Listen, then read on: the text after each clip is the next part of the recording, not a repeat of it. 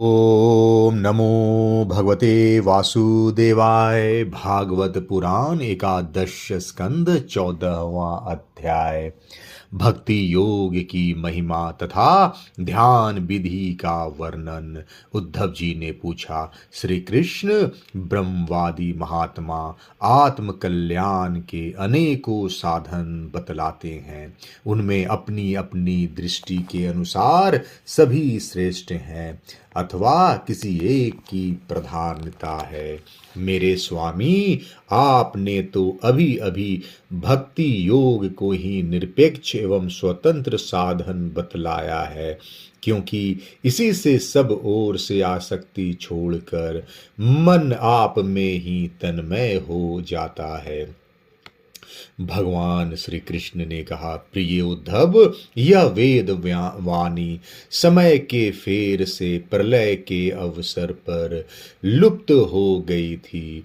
फिर जब सृष्टि का समय आया तब मैंने अपने संकल्प से ही इसे ब्रह्मा को उपदेश किया। इसमें मेरे भागवत धर्म का ही वर्णन है।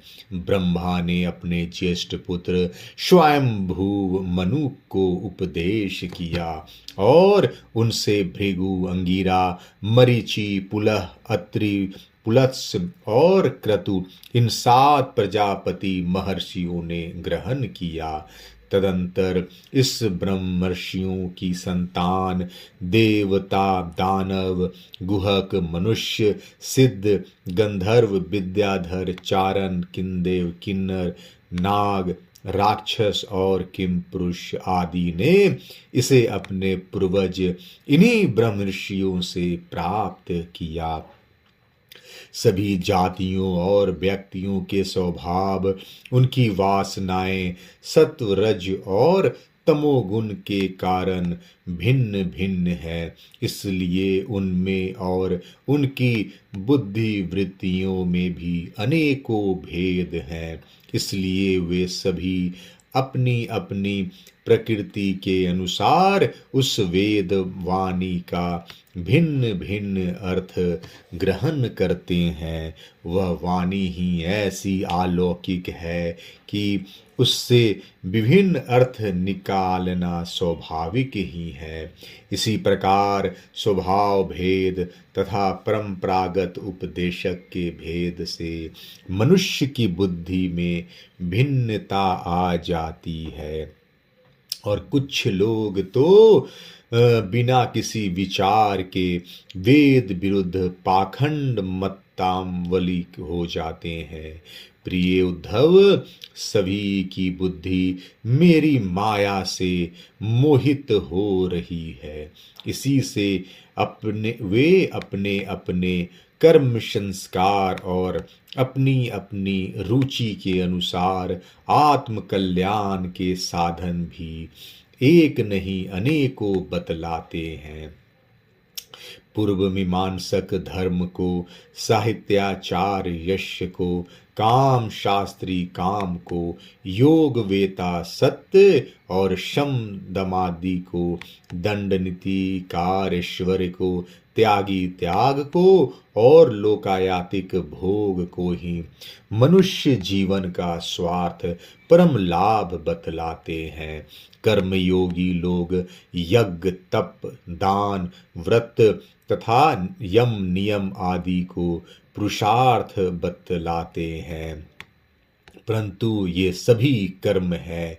इनके फल स्वरूप जो लोक मिलते हैं वे उत्पत्ति और नाश वाले हैं। कर्मों का फल समाप्त हो जाने पर उनसे दुख ही मिलता है, और सच पूछो तो उनकी अंतिम गति घोर अज्ञान ही है। उनसे जो सुख मिलता है वह तुच्छ है, नगण्य है, और वे लोक भोग के समय भी असूया आदि दोषों के कारण शोक से परिपूर्ण है। इसलिए इन विभिन्न साधनों के फेर में न पड़ना चाहिए।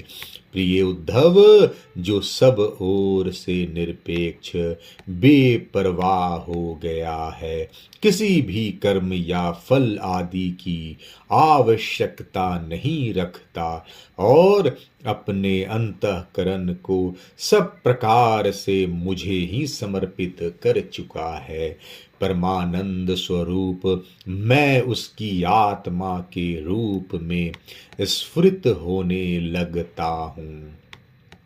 इससे वह जिस सुख का अनुभव करता है वह विषय लोलुप प्राणियों को किसी प्रकार मिल नहीं सकता, जो सब प्रकार के संग्रह परिग्रह से रहित अकिंचन है, जो अपनी इंद्रियों पर विजय प्राप्त करके शांत और समदर्शी हो गया है, जो मेरी प्राप्ति से ही मेरे सानिध्य का अनुभव करके ही सदा सर्वदा पूर्ण संतोष का अनुभव करता है।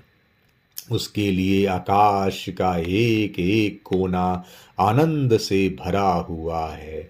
जिसने अपने को मुझे सौंप दिया है वह मुझे छोड़कर न तो ब्रह्मा का पद चाहता है और न देवराज इंद्र का। उसके मन में न तो सार्वभौम सम्राट बनने की इच्छा होती है और न वह स्वर्ग से भी श्रेष्ठ रसातल का ही स्वामी होना चाहता है। वह योग की बड़ी बड़ी सिद्धियों और मोक्ष तक की अभिलाषा नहीं करता। उद्धव, मुझे तुम्हारे जैसे प्रेमी भक्त जितने प्रियतम हैं उतने प्रिय मेरे पुत्र ब्रह्मा, आत्मा शंकर, सगे भाई बलराम जी, स्वयं अर्धांगिनी लक्ष्मी जी और मेरा अपना आत्मा भी नहीं है, जिसे किसी की अपेक्षा नहीं, जो जगत के चिंतन से सर्वथा उपरत होकर मेरे ही मनन चिंतन में तल्लीन रहता है और राग द्वेष न रख कर सबके प्रति समान दृष्टि रखता है। उस महात्मा के पीछे पीछे मैं निरंतर यह सोचकर घुमा करता हूँ कि उसके चरणों की धूल उड़कर मेरे ऊपर पड़ जाए और मैं पवित्र हो जाऊं। जो सब प्रकार के संग्रह परिग्रह से रहित है, यहाँ तक कि शरीर आदि में भी अहंता ममता नहीं रखते, जिनका चित्त मेरे ही प्रेम के रंग में रंग गया है, जो संसार की वासनाओं से शांत उपरत हो चुके हैं और जो अपनी महता उदारता के कारण स्वभाव से ही समस्त प्राणियों के प्रति दया और प्रेम का भाव रखते हैं। किसी प्रकार की कामना जिनकी बुद्धि का स्पर्श नहीं कर पाती, उन्हें मेरे जिस परमानंद स्वरूप का अनुभव होता है उसे और कोई नहीं जान सकता, क्योंकि वह परमानंद तो केवल निरपेक्षता से ही प्राप्त होता है। उद्धव जी, मेरा जो भक्त अभी जितेंद्रिय नहीं हो सका है और संसार के विषय बार बार उसे बाधा पहुंचाते रहते हैं, अपनी ओर खींच लिया करते हैं, वह भी क्षण क्षण में बढ़ने वाली मेरी प्रगल्भ भक्ति के प्रभाव से प्रायः विषयों से पराजित नहीं होता। उद्धव, जैसे धधकती हुई आग लकड़ियों के बड़े ढेर को भी जलाकर खाक कर देती है, वैसे ही मेरी भक्ति भी समस्त पाप राशि को पूर्णतया जला डालती है। उद्धव, योग साधन, ज्ञान विज्ञान, धर्मानुष्ठान, जप पाठ और तप त्याग मुझे प्राप्त कराने में उतने समर्थ नहीं है जितनी दिनों दिन बढ़ने वाली अनन्य प्रेममयी मेरी भक्ति। मैं संतों का प्रियतम आत्मा हूँ। मैं अनन्य श्रद्धा और अनन्य भक्ति से ही पकड़ में आता हूँ। मुझे प्राप्त करने का यह एक ही उपाय है। मेरा अनन्य भक्ति उन लोगों को भी पवित्र जाति दोष से मुक्त कर देती है जो जन्म से ही चांडाल हैं। इसके विपरीत जो मेरी भक्ति से वंचित हैं, उनके चित्त को सत्य और दया से युक्त, धर्म और तपस्या से युक्त विद्या भी भली भांति पवित्र करने में असमर्थ है। जब तक सारा शरीर पुलकित नहीं हो जाता, चित्त पिघल कर गदगद नहीं हो जाता, आनंद के आंसू आंखों से छलकने नहीं लगते तथा अंतरंग और बहिरंग भक्ति की बाढ़ में चित्त डूबने उतारने नहीं लगता, तब तक इसके शुद्ध होने की कोई संभावना नहीं है। जिसकी वाणी प्रेम से गदगद हो रही है, चित्त पिघल कर एक ओर बहता रहता है। एक क्षण के लिए भी रोने का तांता नहीं टूटता, परंतु जो कभी कभी खिलखिलाकर हंसने भी लगता है, कहीं लाज छोड़कर ऊंचे स्वर से गाने लगता है, तो कहीं नाचने लगता है। भैया उद्धव, मेरा वह भक्त न केवल अपने को बल्कि सारे संसार को पवित्र कर देता है। जैसे आग में तपाने पर सोना मैल छोड़ देता है, निखर जाता है और अपने असली शुद्ध रूप में स्थित हो जाता है, वैसे ही मेरे भक्ति योग के द्वारा आत्मा कर्म वासनाओं से मुक्त होकर मुझको ही प्राप्त हो जाता है, क्योंकि मैं ही उसका वास्तविक स्वरूप हूँ। उद्धव जी, मेरे परम पावन लीला कथा के श्रवण कीर्तन से ज्यों ज्यों चित्त का मैल धुलता जाता है, त्यों त्यों उसे सूक्ष्म वस्तु के वास्तविक तत्व के दर्शन होने लगते हैं। जैसे अंजन के द्वारा नेत्रों का दोष मिटने पर उनमें सूक्ष्म वस्तुओं को देखने की शक्ति आने लगती है। जो पुरुष निरंतर विषय चिंतन किया करता है, उसका चित्त विषयों में फंस जाता है, और जो मेरा स्मरण करता है, उसका चित्त मुझ में तल्लीन हो जाता है। इसलिए तुम दूसरे साधनों और फलों का चिंतन छोड़ दो। अरे भाई, मेरे अतिरिक्त और कुछ है ही नहीं। जो कुछ जान पड़ता है वह ठीक वैसे ही है जैसे स्वप्न अथवा मनोरथ का राज। इसलिए मेरे चिंतन से तुम अपना चित्त शुद्ध कर लो और उसे पूरी तरह से एकाग्रता से मुझ में ही लगा दो। संयमी पुरुष स्त्रियों और उनके प्रेमियों का संग दूर से ही छोड़कर पवित्र एकांत स्थान में बैठकर बड़ी सावधानी से मेरा ही चिंतन करे।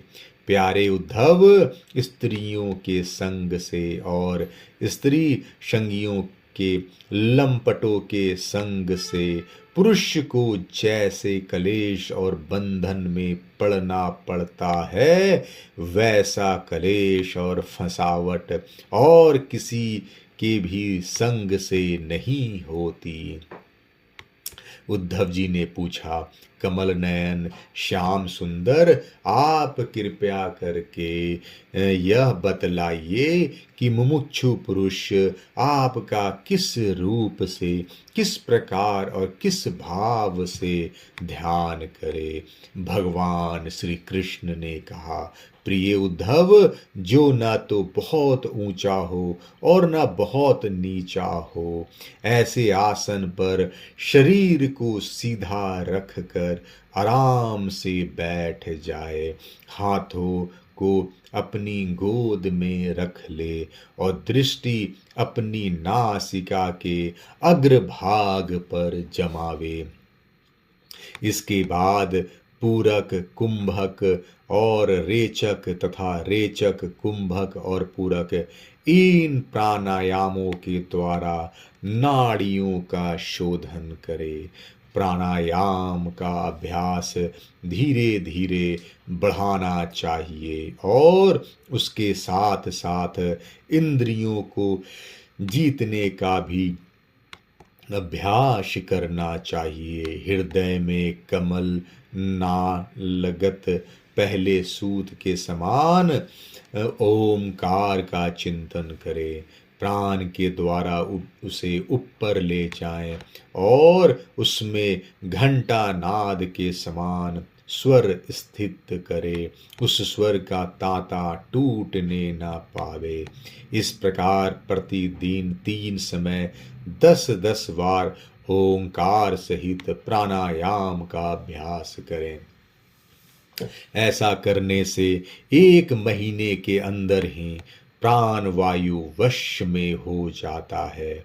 इसके बाद ऐसा चिंतन करें कि हृदय एक कमल है, वह शरीर के भीतर इस प्रकार स्थित है मानो उसकी डंडी तो ऊपर की ओर है और मुंह नीचे की ओर।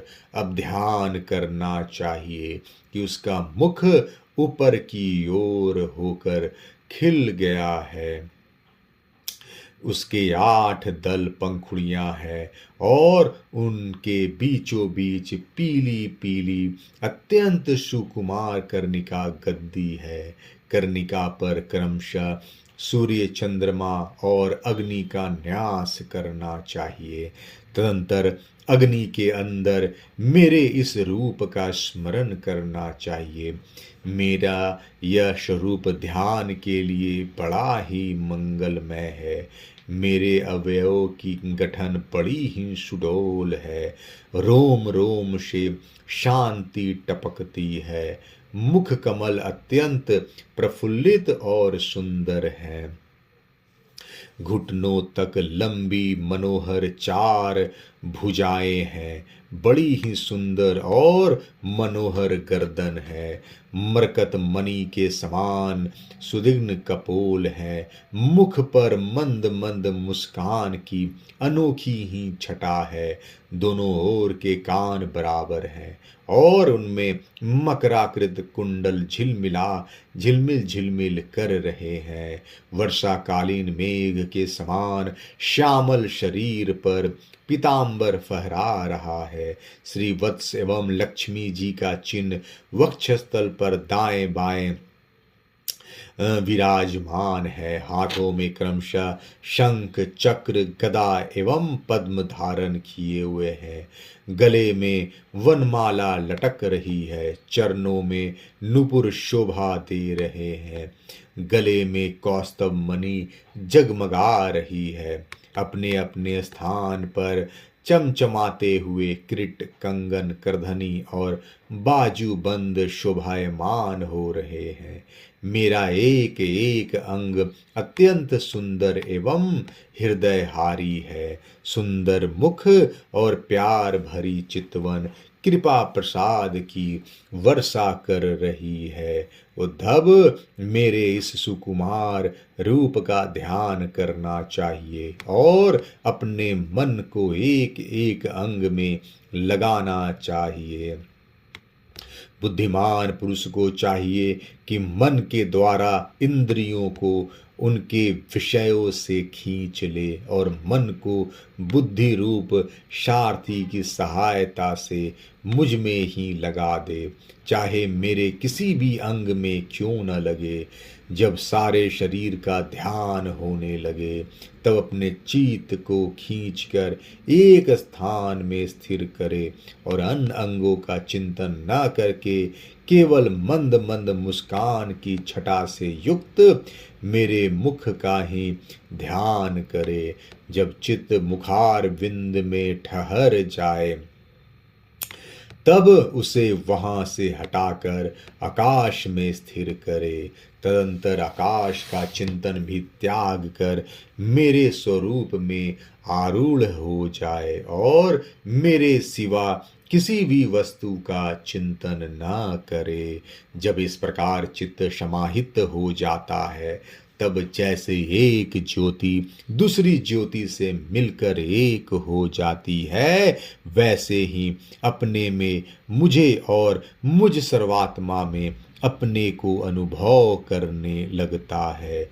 जो योगी इस प्रकार तीव्र ध्यान योग के द्वारा मुझ में ही अपने चित्त का संयम करता है, उसके चित्त से वस्तु की अनेकता, तत्व संबंधी ज्ञान और उनकी प्राप्ति के लिए होने वाले कर्मों का भ्रम शीघ्र ही निवृत्त हो जाता है। 14वां अध्याय समाप्त। जय श्री कृष्ण।